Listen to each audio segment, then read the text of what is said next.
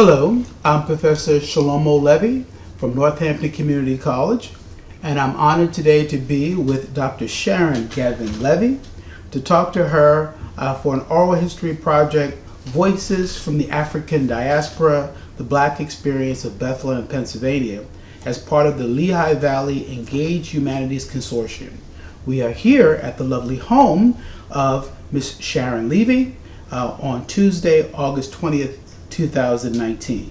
Thank you for your willingness to speak with us. Can you please state and then spell your full name? My name is Sharon Gavin Levy, SharonGavin Levy. And can you tell us your date of birth, or as close to it as you're willing to share? Thank you so much. My birthday is June 25th, and I'm a 50s baby. 50s. Okay, well, that's good enough. Where were you born?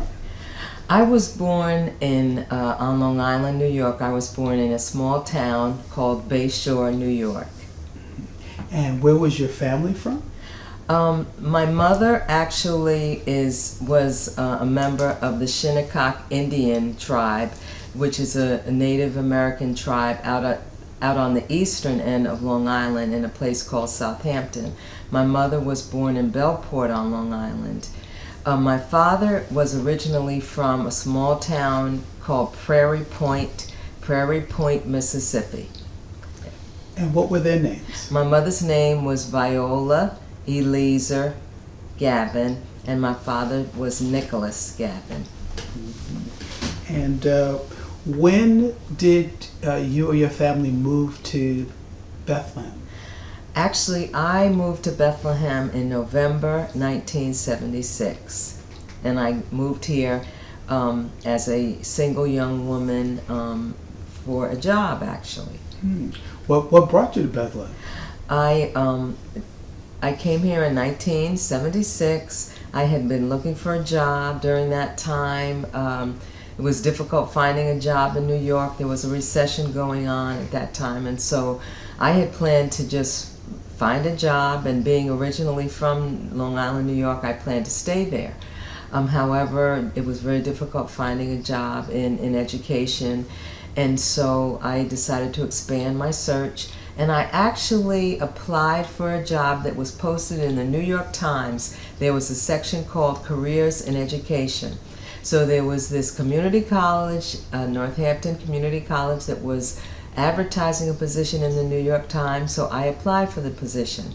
And I was eventually interviewed and offered the position, and that's what brought me here to Bethlehem, Pennsylvania, a job at Northampton Community College. Uh-huh. And why don't we step back and tell us a little bit about your experiences, although you didn't grow up here in Bethlehem, of your life, early life experiences, your college years, and then your decision to go into education and then coming here to Bethlehem. Okay. Well, I as I said, I'm originally from Long Island, New York. I grew up in a small town called Patchogue.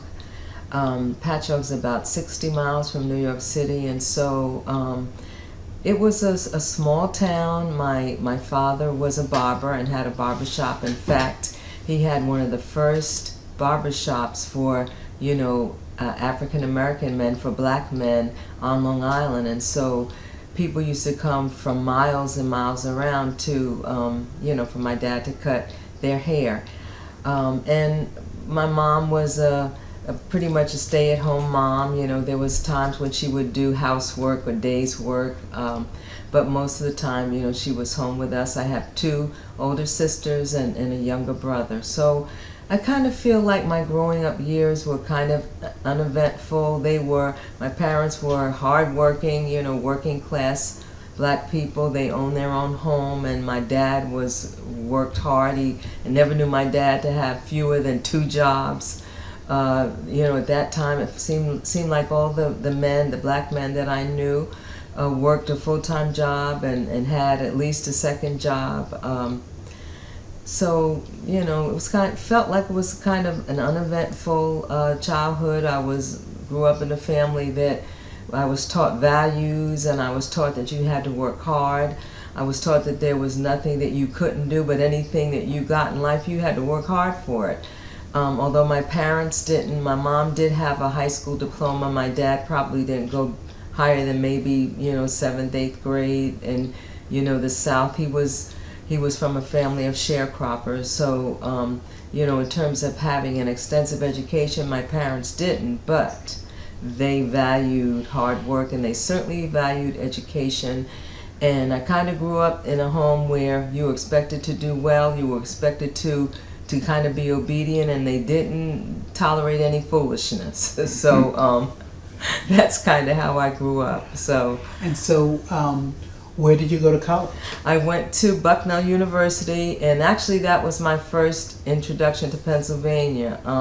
I had applied to several schools in New York and probably expected that I would go to college in New York, but I did. I had taken some tests, and I had done pretty well on my SATs. And then they had something at that time that was called the National Achievement Scholarship, and I think at that time that was targeted for students of color, black students at that time. I grew up during the time of the Civil Rights Movement, and during the time of the Vietnam War and so forth, and so that was the beginning of opportunities becoming available for blacks. And so I had applied, I had taken this test, and I had done pretty well, so I began to get all these letters from colleges all over the country trying to recruit me. I guess I was a part of that wave of recruiting black students to go to school. So Bucknell actually sent me a letter, and I applied to Bucknell, and I went there because I was accepted, and they gave me a very good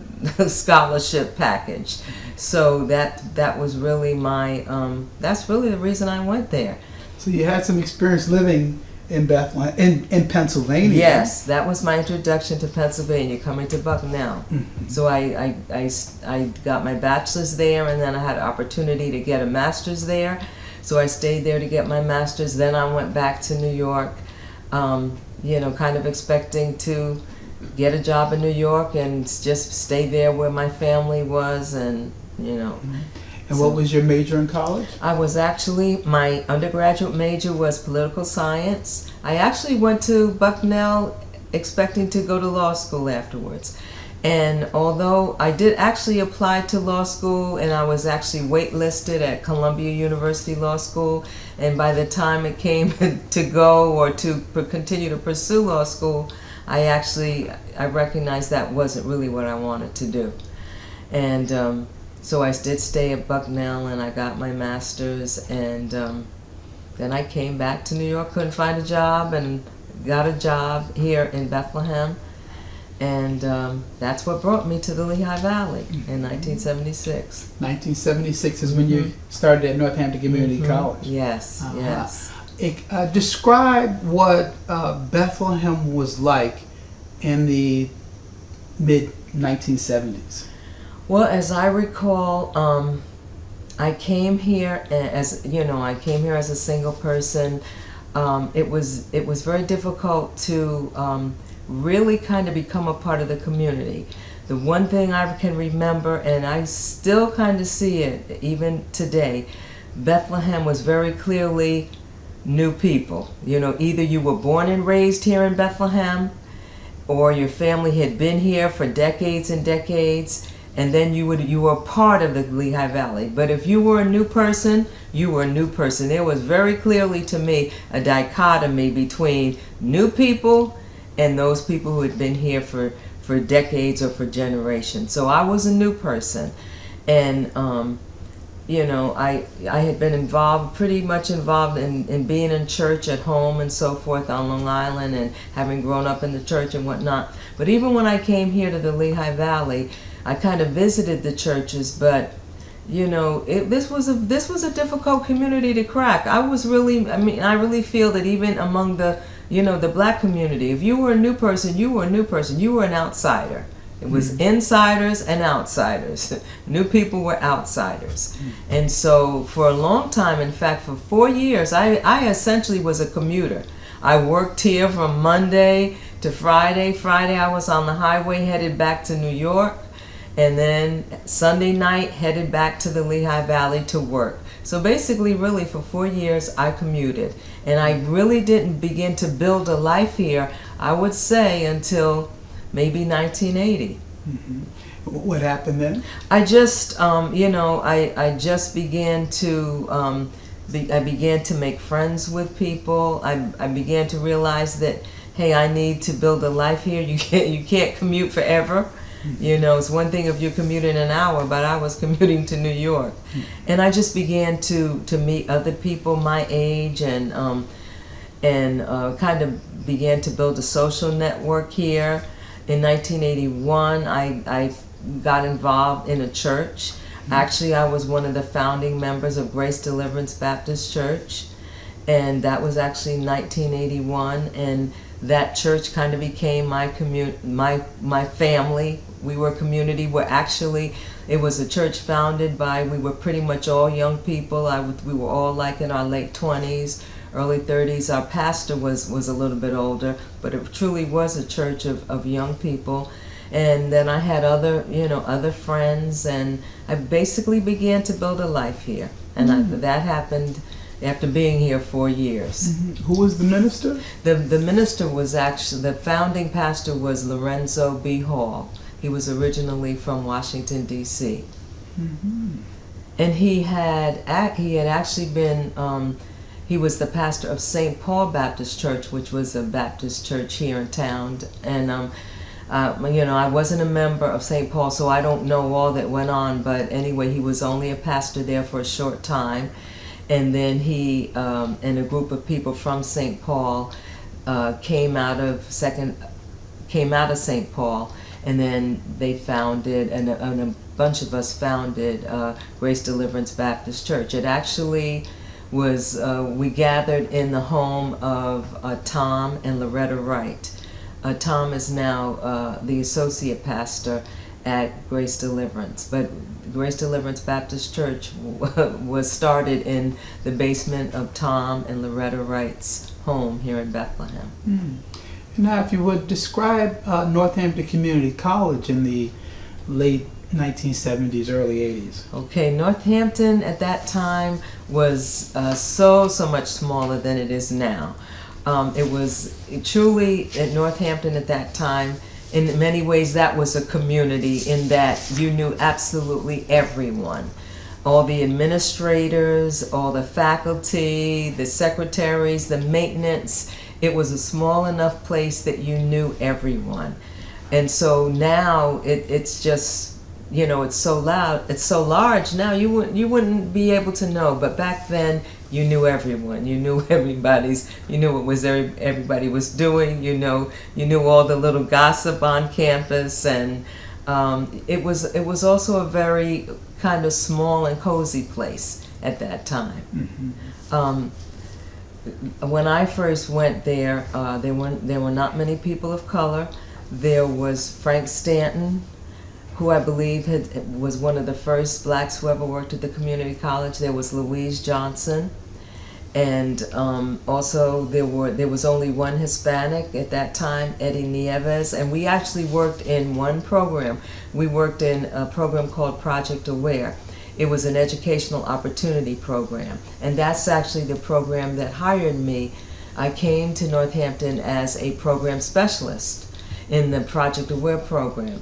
So actually I went there as actually I was a part of the faculty, but eventually in just 2 years our director took another position, and I became the interim director of Project Aware, and that was in 1978. And then thereafter I became the permanent director. So I began at the college primarily as an administrator.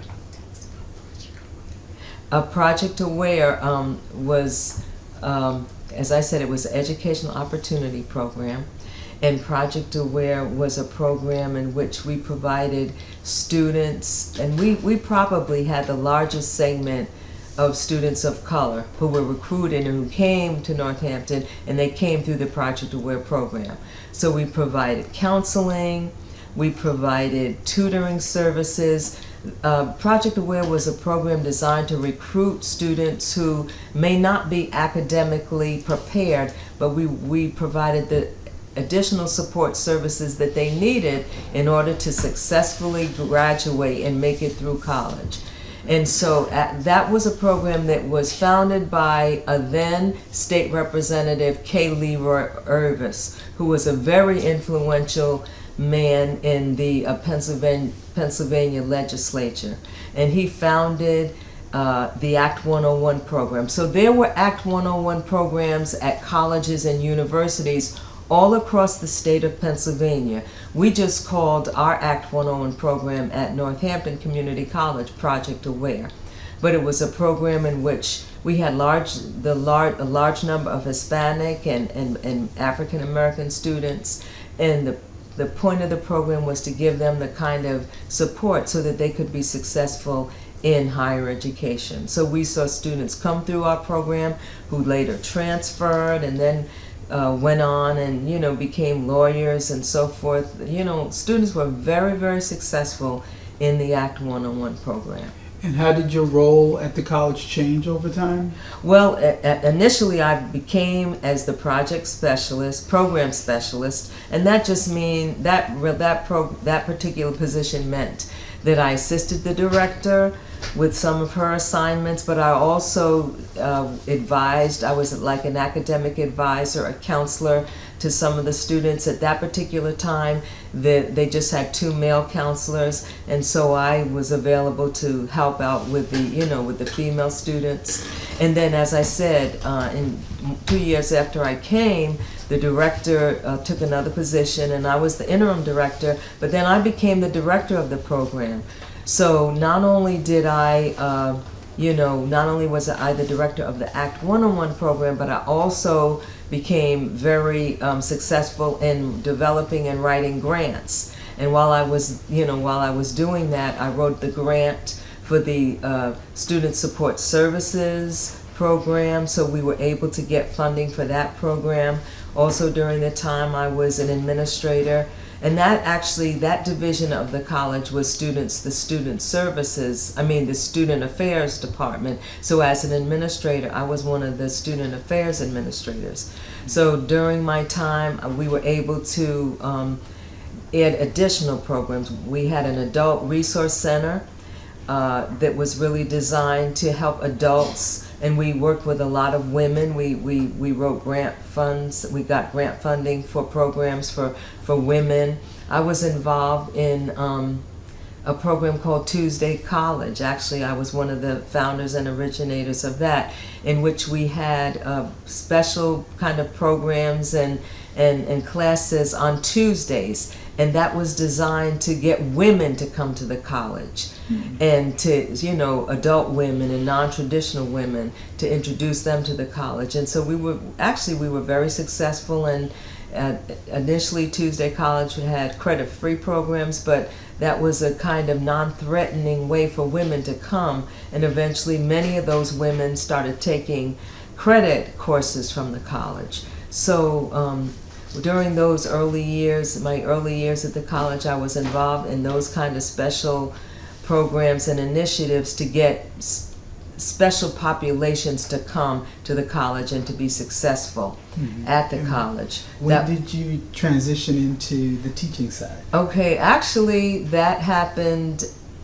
in the early 1990s. I was an administrator for about 15 years, and then during those years, I eventually, in 1986, I met my husband. We were married in 1987, and then our daughter was born in 1988.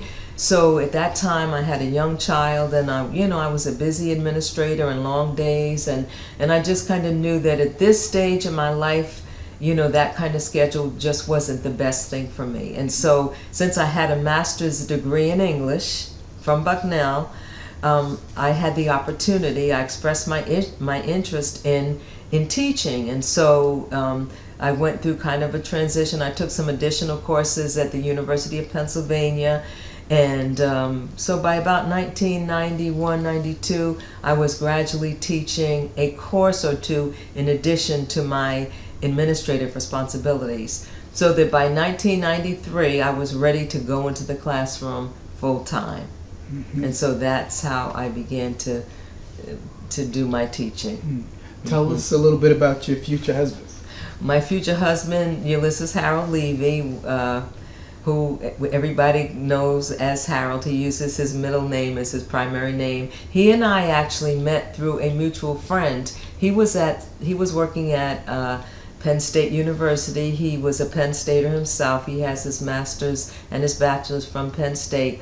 But I had a friend here in the Lehigh Valley who had begun college but hadn't finished. So he was actually working. He was a non-traditional student, and he was trying to finish up his degree at Penn State.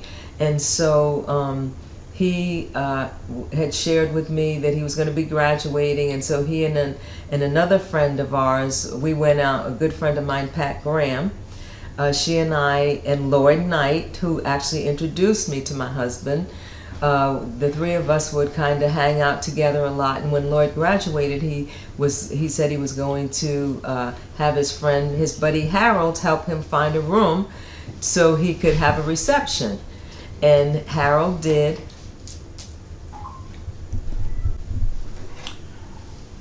Okay, Dr. Levy, you were just telling us about meeting your future husband, Harold Levy. What year did you get married? We got married in 1987. Here in Bethlehem? Yes, we were actually married at the Emmanuel Evangelical Church on Center Street, because the church, our church, Grace Deliverance Baptist Church, which at that time was located on 838 North New Street, was small, didn't accommodate the number of guests that we were having. So we got married at that evangelical church on Center Street.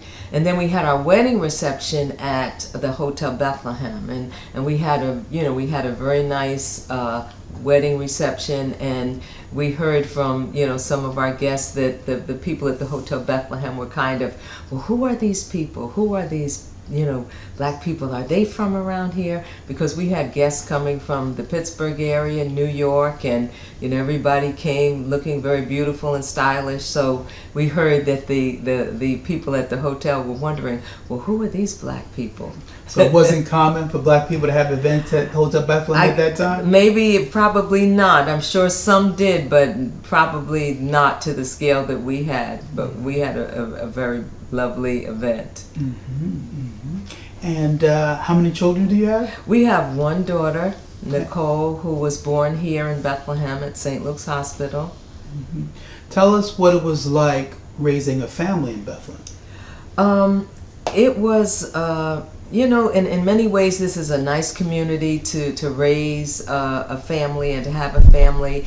But at the same time, it's difficult if you're raising children of color here in the Lehigh Valley.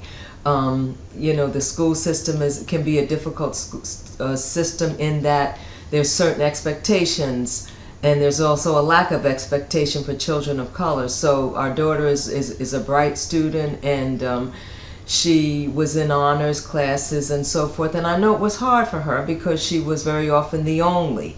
And so it's difficult for children of color being raised here in the Lehigh Valley. At least it was. Our daughter's in her 30 years old now, so when she was going to school, even socially it was difficult. There weren't large numbers of black students, and so it was a challenge. I know it was a challenge for her.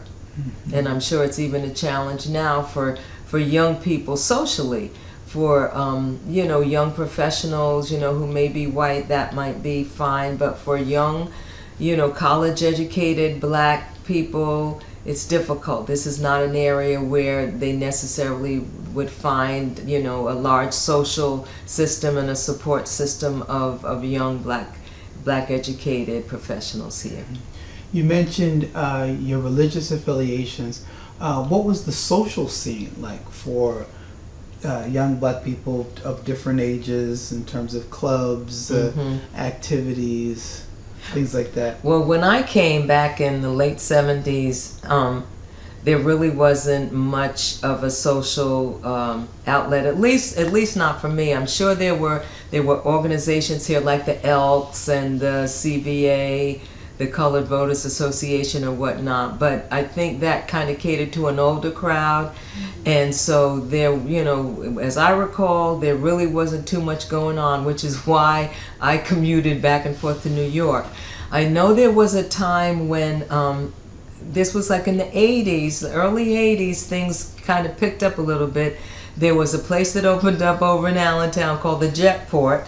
That was, a lot of young folks kind of hung out there. And then in Easton, actually, Larry Holmes opened up a place called Round One. And I know a lot of, young people my age would kind of hang out there. So at different times, the social opportunities would be a little bit better. But just overall, the Lehigh Valley wasn't then, and even now, I don't think it's really a great place for young black people to socialize and to have social outlets and to meet other people and so forth. What was the political climate like? The political climate, wow, that's kind of...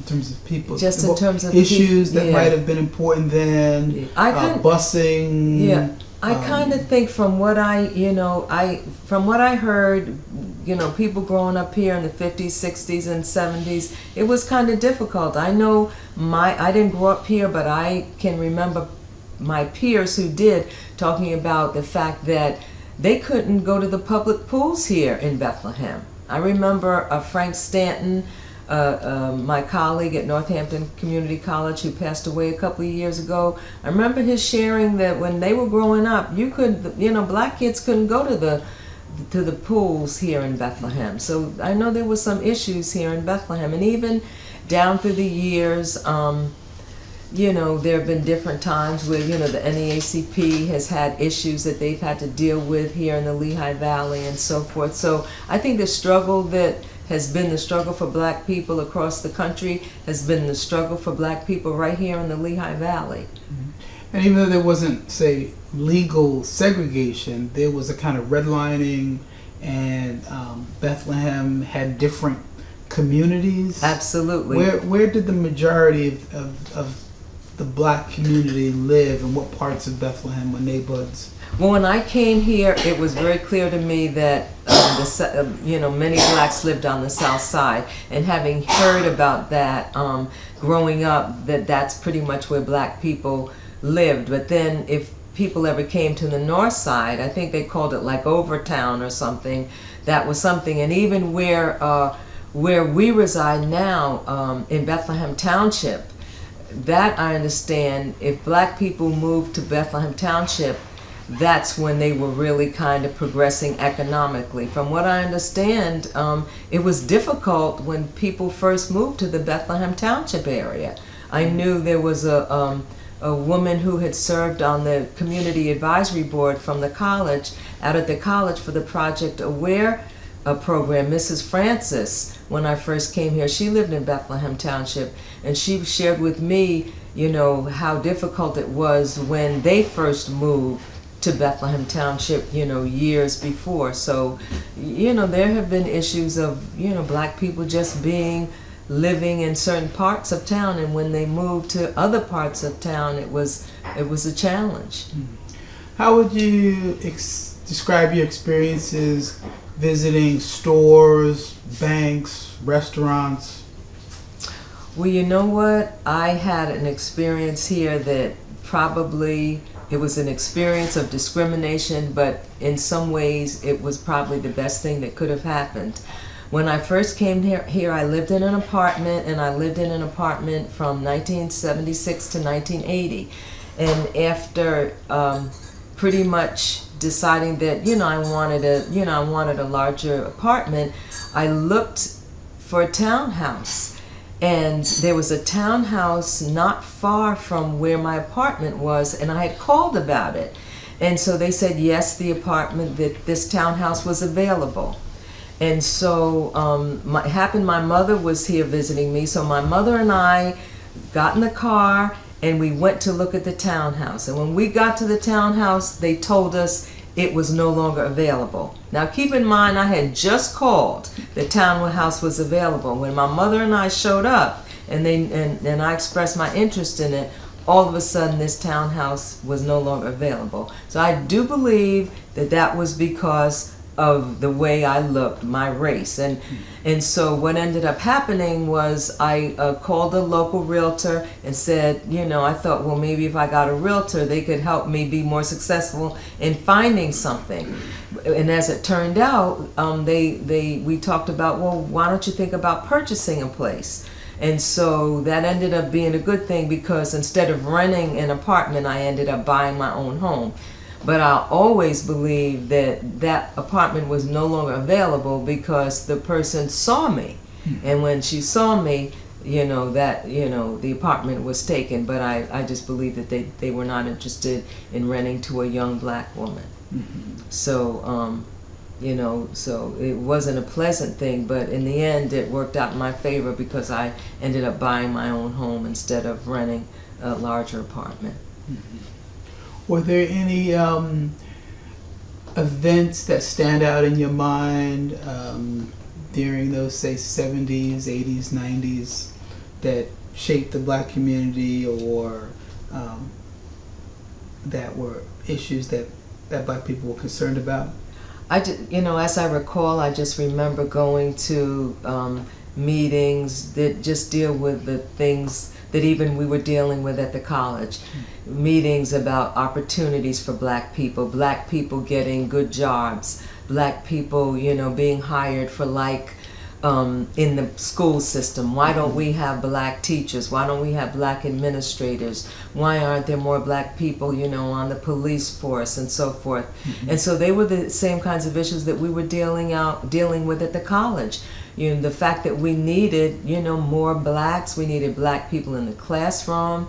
Why aren't more black people being hired at the college? So I do recall there was always issues of, employing more black teachers and educators and administrators and so forth. And who were some of the community leaders at the time? The community leaders at that time, I remember, Mrs. Esther Lee has, certainly been active in the community down through the years. There was a scholarship organization, the J.F. Goodwin Scholarship. People like, Tom Wright as a community leader, although he wasn't originally from this area, he was active in the community. There was a gentleman, Fred Middleton, was active in the community. Mrs. Butts, who was a retired police officer at that time. The Williams family. So, and of course the pastors. There was a pastor. Reverend Hargrove was a local pastor at that time, and of course the the religious leaders at that during those years. So there were a lot of people involved in the community. Were there any black businesses and entrepreneurs that you recall? Here in the Bethlehem area, I don't recall any that I can think of any black businesses. Any restaurants, barbershops? I know there was a barbershop in Allentown, but I honestly don't recall any businesses here in Bethlehem. Did you have any unique challenges as a black woman? I can't think of any that would be specific to Bethlehem, other than that opportunity, other than what I experienced trying to rent an apartment. That's the only thing that I can recall specifically. And then, of course, I was always very proactive on my job, just in terms of issues related to, blacks and so forth. And so I was always kind of an advocate at the community college in terms of opportunities for black students, black faculty and administrators, and actually students of color. And I've always been an advocate, and if there were obstacles, I didn't let the obstacles stop me. I've always been verbal and really proactive. So I just always, I got involved in the community. I remember for a while I was involved with the YMCA's One Imperative, which was designed to combat and to end racism. So, any opportunity that I would have within the community or at the college, I was involved in to end racism and to embrace opportunity for everyone. In fact, when I first came to the college, I was responsible and I developed what at that time was essentially multicultural awareness programs. And so I did workshops right there at the college for faculty and administrators to make people more aware. Now, today it's called diversity training. But at that time it might have been called multicultural or transcultural awareness programs to make people more sensitive and to make it and to create a climate that was more conducive for people of all races and gender and so forth. So I did a lot of those workshops back in the day, back in the late 70s, early 80s, and as time went on, I would bring in other consultants to do that kind of training for faculty and administrators at the community college. What were the things you liked most about Bethlehem that kept you here? After I kind of stopped commuting back and forth to New York, and I developed a support system of friends and a church family, this really is a nice area in that it is not that far from Philadelphia, it's not that far from New York. Just in terms of the location, Bethlehem is really a kind of idyllic location and community. I just look forward to the time when, and I see it has grown. You see many, many, many more people of color. I just look forward to the time when, when the community is more kind of unified, because I might go shopping, I might go to the mall or to a grocery store, and you see many, many people. But there's just not a way in which people can get to know each other and when you can really build a strong community. And when that's what I look forward to. And even though I do go to a church, a large church, the people who attend my church are from all over. And so, but the Bethlehem community I know has grown significantly down through the years. I just wish there were a way that we could better connect and know that we're here and build a strong community and a strong presence here in the Lehigh Valley. Well, as my final question, as we sit here in 2019, how would you say Bethlehem has changed over the last 40, almost 50 years? Well, first of all, it has grown tremendously. Just in terms of, this was once an area that you could say was an area that kind of evolved from farmland and so forth. But it's like, to me, the Bethlehem area has now become just a suburb now of New York City and Philadelphia. There are so many people who now commute from the Lehigh Valley to New York City and to Philadelphia. So it's grown exponentially just in terms of the population. It's also grown in terms of people of color. There's the Hispanic community has just exploded. With the Poconos area, there's so many people from New York, New Jersey.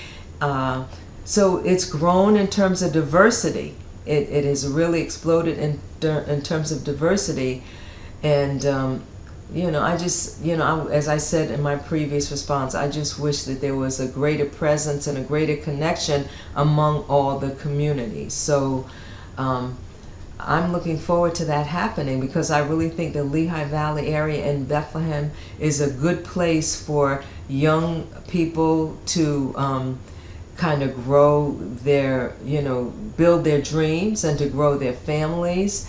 And I would just like to see a stronger presence and stronger opportunities and a stronger sense of community, so that young black people and people of color can enjoy this area, because I think this is an area that, given opportunity, could be a wonderful place for young families. Well, Dr. Levy, thank you so much for your time. This was very informative. Hello, I'm Professor Sharon Levy from Northampton Community College, and it's my honor to be here today with Mr. Harold Levy to talk to him for this oral history project, Voices of the Africa Diaspora, the Black Experience of Bethlehem, Pennsylvania, as part of the Lehigh Valley Engaged Humanities Consortium. We are honored to be here at his lovely home in Bethlehem on Tuesday, August 20th, 2019. Harold Levy, thank you for your willingness to participate in this project. Please say and then spell your name. My name is Ulysses Harold Levy, ULYSSES HAROLD And what is your date of birth? May 21st, 1951. Why don't you start by telling us where you were born? I was born in McKeesport, Pennsylvania, right outside of Pittsburgh in 1951. And who were your parents and where were they from? My father's name was Ulysses James Roland Levy, and he was from North Carolina. And my mother was Maisie Jones, and she was born in Sumter, South Carolina. So both my parents grew up in the South, and eventually migrated to Pittsburgh. Is there anything you want to tell us about your family ancestry, your name, and why they moved to the north? Well, my mother's family was sharecroppers, and they, like millions of other African Americans, moved from down south to escape the rampant poverty in the South. And so they moved to Pittsburgh area to work in the mills in and around Pittsburgh. My mother was a housekeeper, and she did, like many other African American women at the time, did a lot of house cleaning and laundry and that sort of stuff for rich white women, white folks.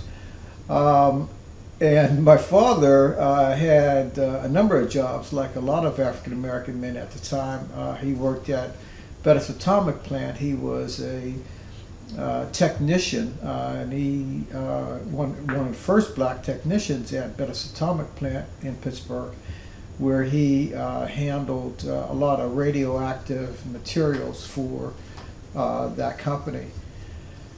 He also sold insurance. My father was an entrepreneur, and he was the only black insurance salesman in our area, and everybody knew and loved my father. How many brothers and sisters did you have? I have one brother, Carl, who's 2 years younger than me, and my sister Diane Judith is 2 years older than me. So I'm the middle child, the problem child. How would you describe, your growing up and high school and college years? High school was a lot of fun in a lot of ways, but it was also a time when there was a lot of civil unrest in the country. And I remember in 1967, 68, when the civil rights movement and civil rights issues all across America was raging, and then Martin Luther King, of course, was assassinated in 68. Me and some of my white friends would go up on the hillside of Pittsburgh and in North Braddock and look down over steel mills and contemplate and think about all the hatred and all the malice that occurred, and we didn't understand it because we loved each other. And till the day they died, my two white friends Dave Ferriola and Mark Vasco. They were like my brothers. But we didn't understand the racial animus, the hostility and all that stuff, because none of that existed between us. So to see the rest of the country burning and looting and all the rest of that stuff going on in America at that time was very painful for me. And it was also a time when it was hard for African American men to get jobs in Pittsburgh, and particularly in Braddock. Braddock had the distinction of having the first steel mill in the United States, Edgar Thomson Steel Mill. And Edgar Thomson Steel Mill, like a lot of other plants and corporations at the time, relegated African American men to the lowest jobs that they could find in the mill. So, and of course they were sued, and they were forced to hire African American men. So in 1969, when I graduated, I went down to the United States Steel Mill in Braddock to get a job working in the mill. And I remember walking in, and I'm sitting in the employment office, and the interviewer comes out, and he goes, Ulysses Levy? And you could tell that he's looking for a white guy. So when I stood up, his jaw dropped, and he called me in. The interview was very short and perfunctory. And when I was walking out of his office, I happened to turn around and look back at him, and I saw him take my application and throw it in the garbage. So I was upset. I went home, I told my dad what happened. My dad called down to the steel plant and fussed, raised holy hell. And they eventually hired me. But of course they put me in the foundry, which is the hardest place in the mill. And I was a laborer. So I was relegated to firing up the ingots as they were casting steel. And I remember getting burned on my neck by hot, flaming chunks of steel and all that. But it was a remarkable experience. And what it taught me was that I didn't want to work in a steel mill. I didn't want to work in a steel mill because it was dangerous. It was hot. There was no safety requirements. It was just it was like walking into hell. It was like walking into hell. And so when and where did you go to college? Well, that summer I saved up all the money from the steel mill. I went to Boyce Community College in Monroeville, Pennsylvania. And I went there with the intent of, I wanted to sing.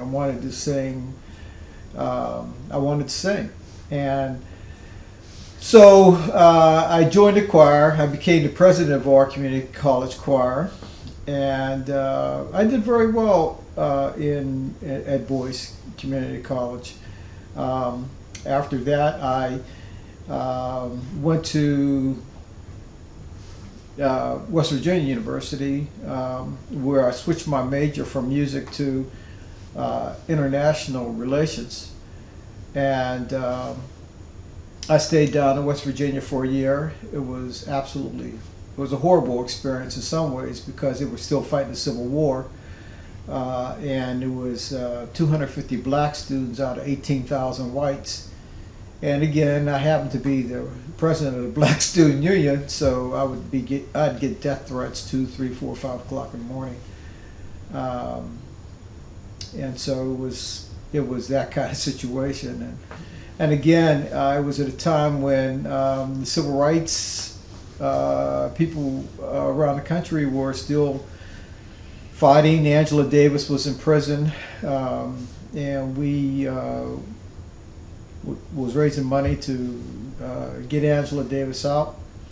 And I remember standing on stage in the auditorium on West Virginia University's campus, and at that particular event for Angela Davis, there must have been at least 100 different federal agencies and state agencies, state police, all kind of police. There's more police in there than there was students and faculty and staff. So I was being watched, I was being videotaped, all that stuff, and it was a very difficult time in my life.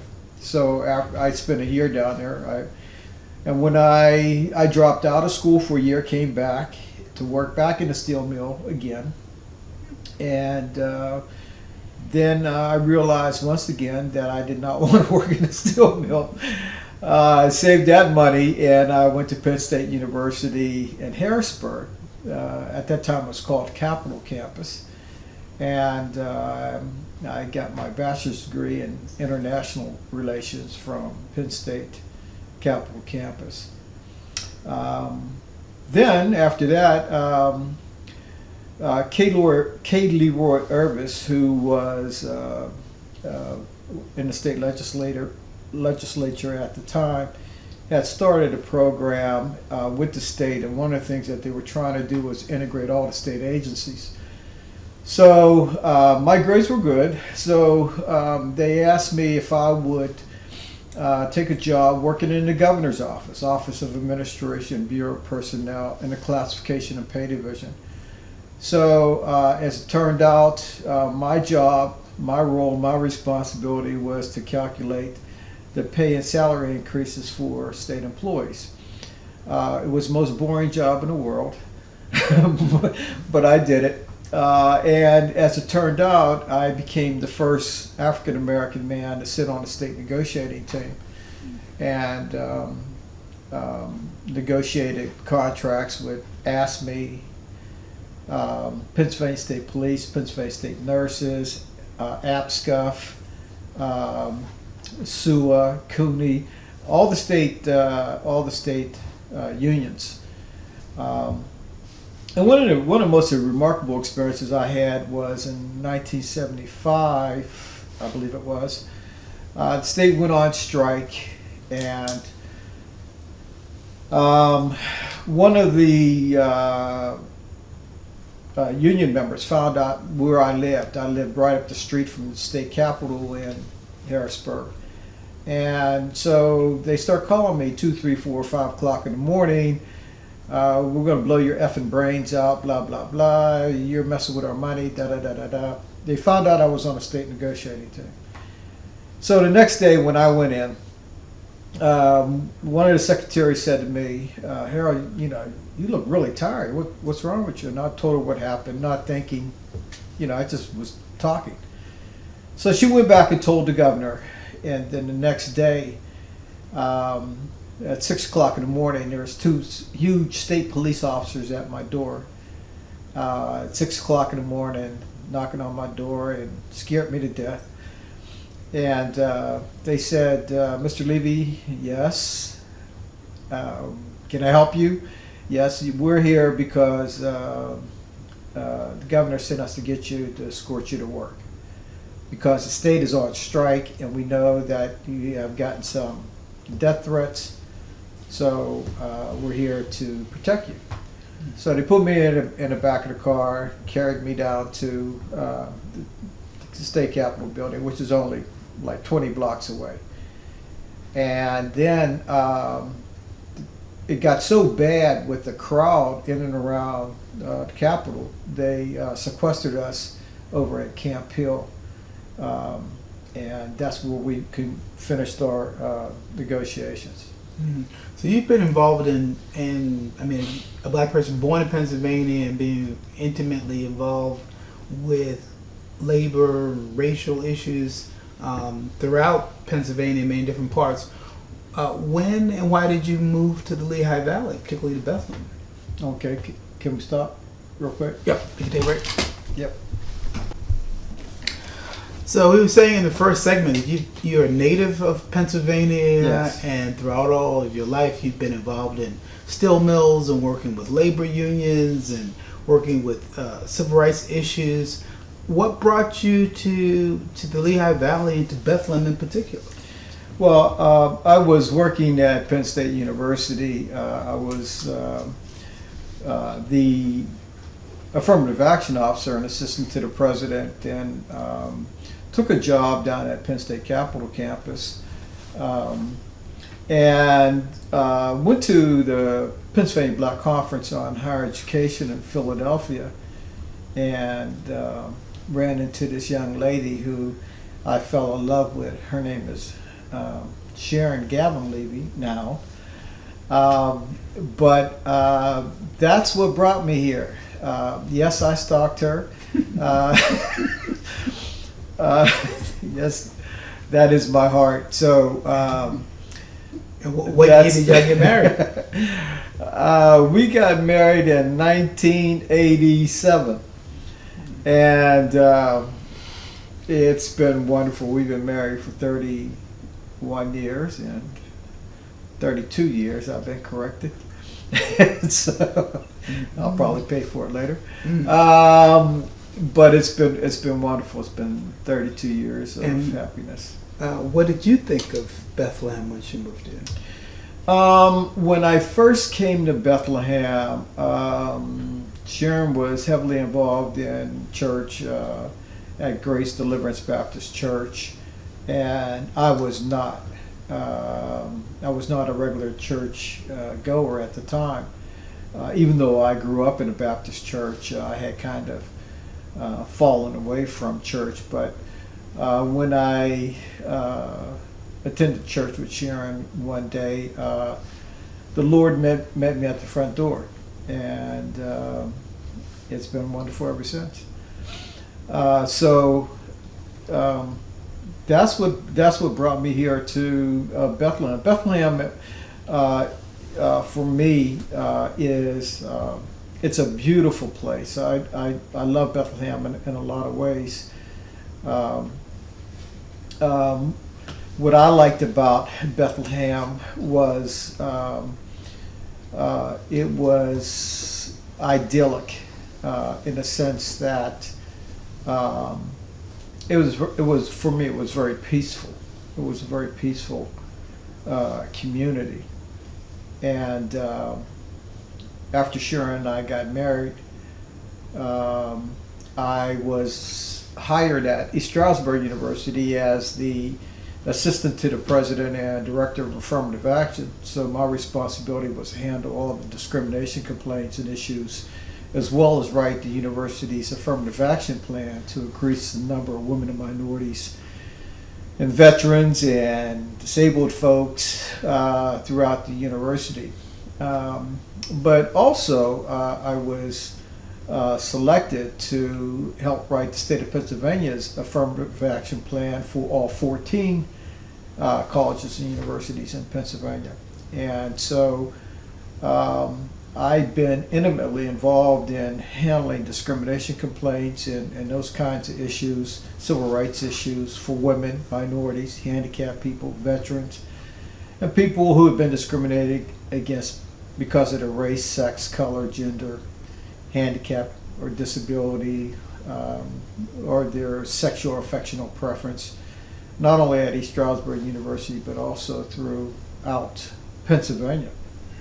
And so how that ties into Bethlehem was one of the things that I was responsible for was writing an articulation agreement with East Stroudsburg University and the city of Bethlehem to put a recruiting center in downtown Bethlehem, down right off.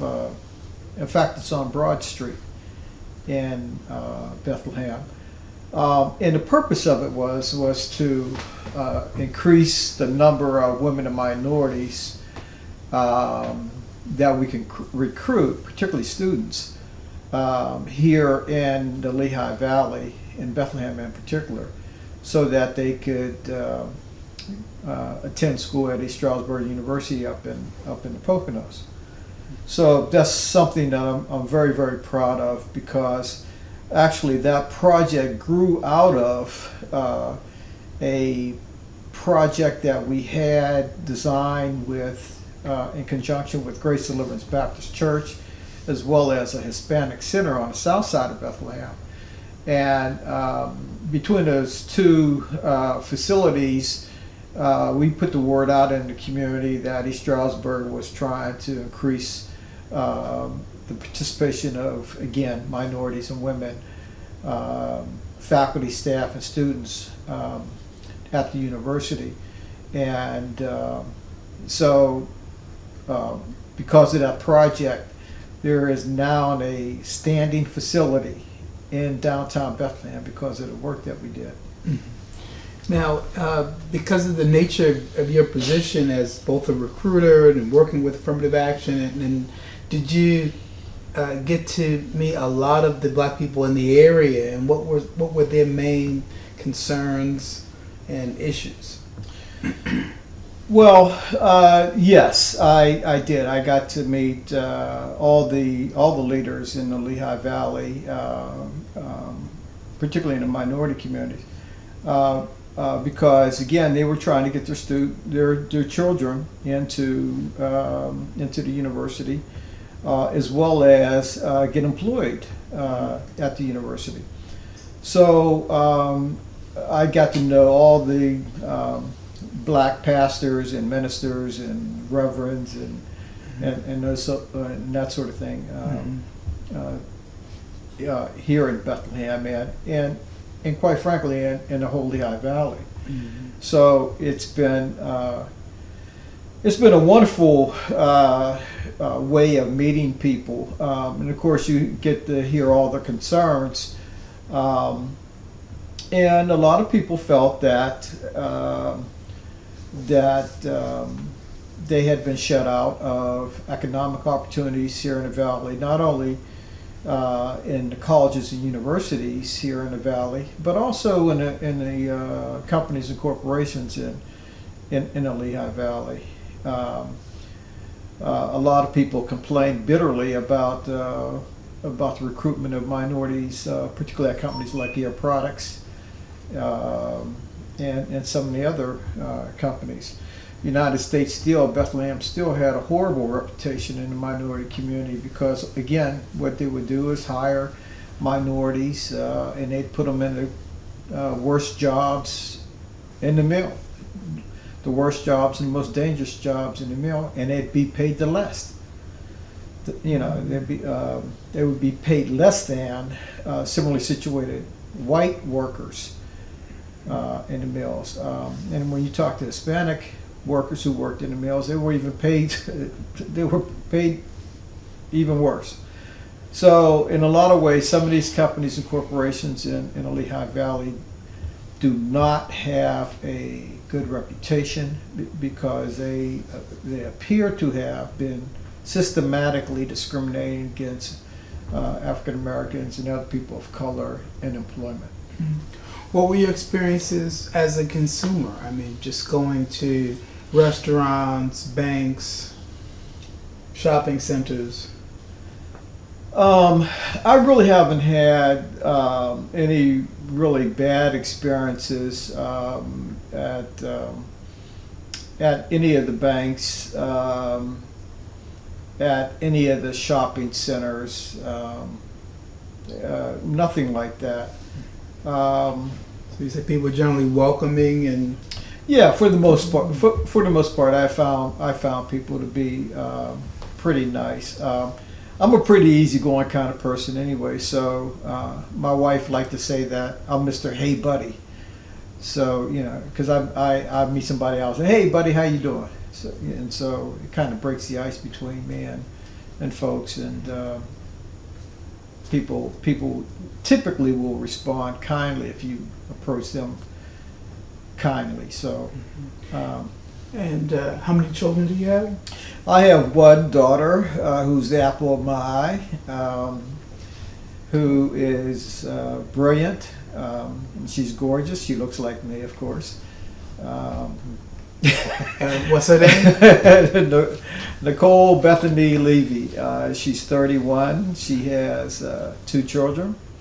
And they also the center of my joy. What was it like as a parent raising a black child in Bethlehem?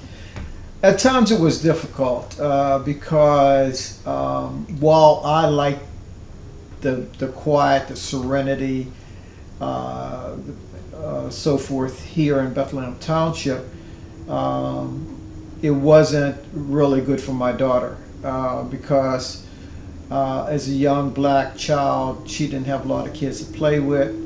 And because she was very, very smart and very precocious,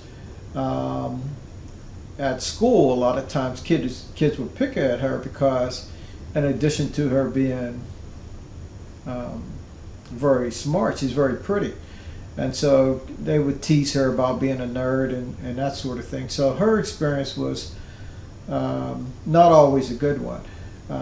Even though she was on the Science Olympiad and graduated at the top of her class and all that stuff, there were some painful moments. And then, of course, some of the teachers didn't provide the level of support that I thought they should have provided to my daughter at the time. And I think that one teacher in particular, it felt like that her expectation of my wife and I was that we're, these two dumb black folk coming in here talking about our daughter, and her response was just less than what I would have expected of a so-called professional. So again, my daughter's educational experience was difficult. Now she went on to graduate with a degree in anthropology from one of the finest universities in the country, but here in Bethlehem, it was tough for her. Mm. Were there many black businesses, entrepreneurs? There wasn't a lot. No, there was a couple. There was a black barber on the south side of Bethlehem, Ricardo Watson. In fact, he's still there. He still has a barber shop on the south side of Bethlehem. From time to time, some small black restaurants would open up, but they didn't stay in business very long. Years ago, back in the 80s, there was a gentleman by the name of Clyde Bostic that had a barber shop, and Clyde was quite the entrepreneur. But all in all, there wasn't a lot of black businesses in Bethlehem, and quite frankly, there's still not. Mm. So, is there much of a social life in terms of outside of churches? Were you involved in any of the lodges or clubs or political organizations? I wasn't. Of course, because of my job, I had to interact with some of those organizations, particularly organizations like the Elks and NAACP, for example, and some of the other clubs. Who were some of the leaders? Well, there was Miss Esther Lee, who is president of the Bethlehem NAACP. One of the leaders that I've always looked up to was Pastor Reverend Tatum, who was a pastor at Grace Deliverance Baptist Church. He's no longer here. Him and his wife moved back down south. But an associate pastor, Mr. Tom Wright, has subsequently taken this place. And they've been very, very active in the African American community. And way back in the day, there was a black doctor in Bethlehem. I didn't have a chance to meet him, but my wife did. Dr. Goodman, Jeff Goodwin, who I think I said it right, or I probably said it wrong. but anyway, he was instrumental in providing leadership here in Bethlehem. And at what point did you become politically active? Well, 3 years ago, I was asked to run for this Area 3, which is Bethlehem Township, Saucon Valley, and Hellertown. And I became the vice chair of Area 3. And right after that, I was approached by the Pennsylvania Democratic Black Caucus, and they asked me if I would serve as the director of the Northampton County Democratic Black Caucus. So that's my present duties and responsibilities right now in serving as the director. And we are getting very active in this area simply because we have an election coming up in 2020. Northampton County is ground zero in the country for the Democratic Party. So all eyes is going to be on this county. And I suspect that I'm going to be right in the middle of all that. Well, how would you say Bethlehem has changed in the 40, almost 50 years that you've been here? Bethlehem's changed dramatically.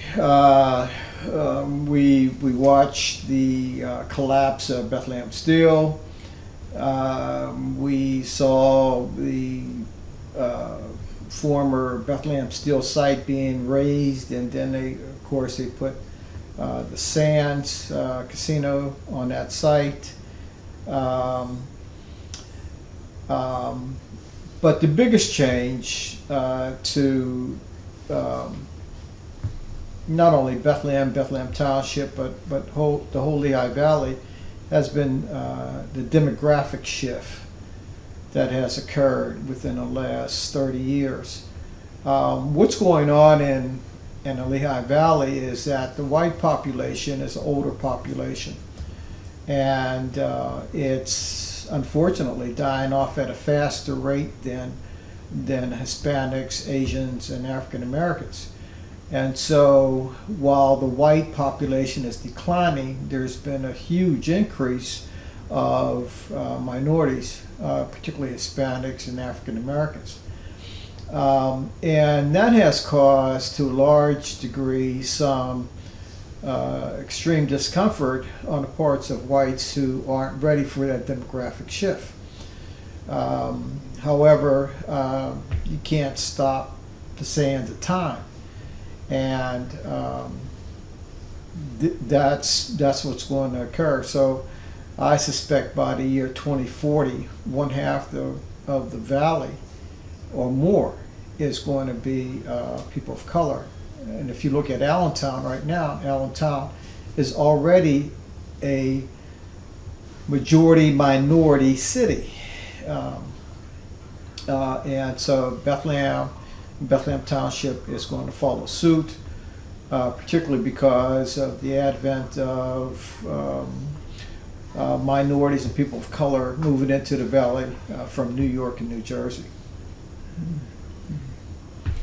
And as a final question, what do you like most about Bethlehem that has kept you here all these years? My wife.